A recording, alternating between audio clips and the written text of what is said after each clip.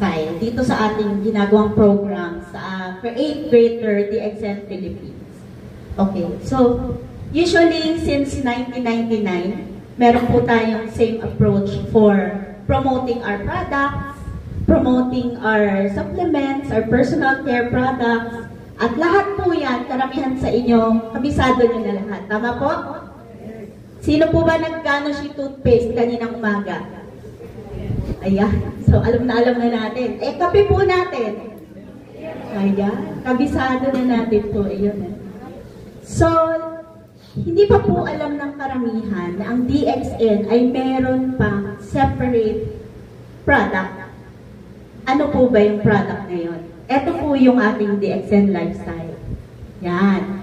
DXN Lifestyle is another innovation of our very own founder and our founder ng DXN Philippines and DXN Malaysia.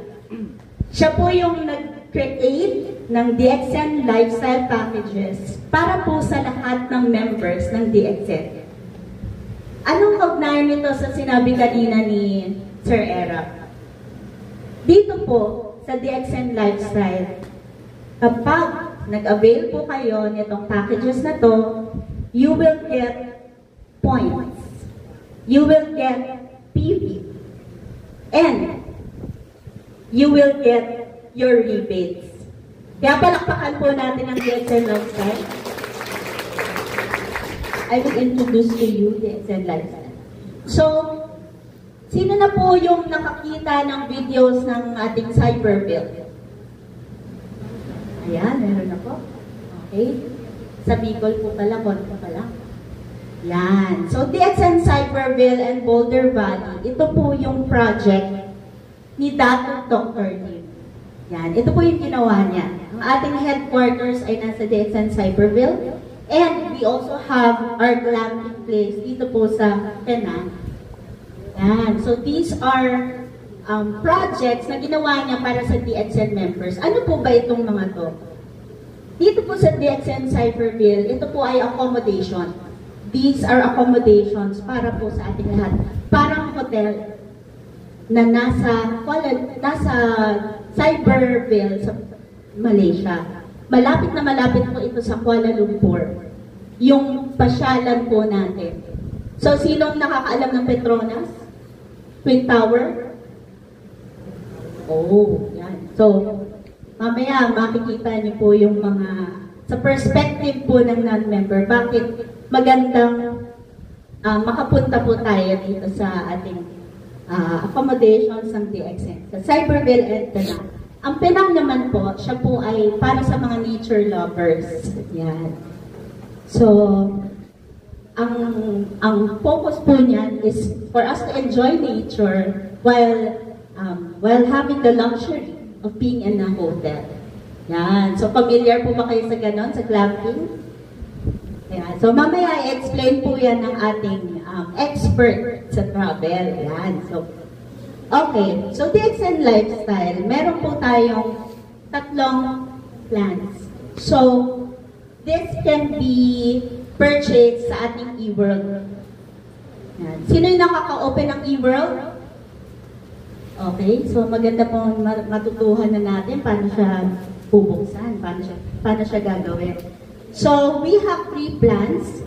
Yung una, 1,000 ringgit, kalawa, 2,500 ringgit, at yung ikatlo ay 5,000 ringgit. Mapapansin niyo po, meron po siyang corresponding points.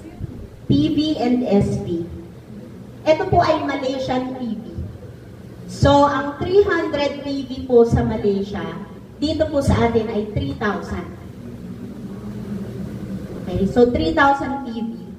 Yung 1,000 ringgit. More or less, 12,500 pesos. Yung 3,000 PV. So, maliwanag po yan, ano? So, yung plan 2 naman, 750 PV, that's 7,500 PV sa atin. Okay, so, mako-convert po siya as accumulated PV. So, sino po yung mga hindi pa SA? Mga bagong member? Yan. Pwede nyo pong gamitin to para mag-accumulate ng points, para maging SA. And also sa mga diamonds. Sino po yung mga star diamonds and above? Yan. Yung mga nagko-QSD po, ito po ay magagamit for DGPV. Kasama po siya sa ating DGPV para mag-qualify tayo as star diamond. Malinaw po ba? Yes. Yan. Tapos yung rebates po nito ay makikita nyo rin sa inyong income statement. Okay, so next. Okay, so ano ngayon yung pwede mong makuha dito sa binili nyong vouchers. So isipin nyo siya as voucher. Yung voucher po, parang patiunan nyo ng binayaran yung mga gagamitin nyo sa DXN Cyber Bill. For example, room accommodation,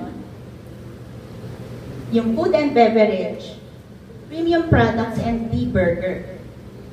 Yan. So, halimbawa nag-travel kayo sa Malaysia, pumunta kayo sa Cyberville, at meron kayong voucher, pwede nyo gamitin po yon para mag-book ng room dito po sa Cyberville and sa Boulder Valley.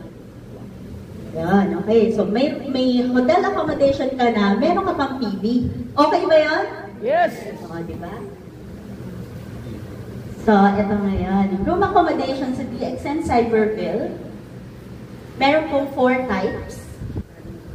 So, yung isang room, yung premium room, it ranges from 230 hanggang 430 ringgit para po sa 5 tao. Yung smallest, yung pinakamura po is yung 230, which can have 3 persons per room, per night. Okay. So kung i-compute nyo po yan, yung 1,000 ringgit nyo, pwede na pong 4 nights para sa 3 tao. Get po? Okay? So, yun po. Bukod po doon, meron din tayong Boulder Valley. Sa Penang naman po ito. Yan. Ito naman po yung prices ng villas sa Paritan and yung bigger rooms nila that can cater to more than 5 persons.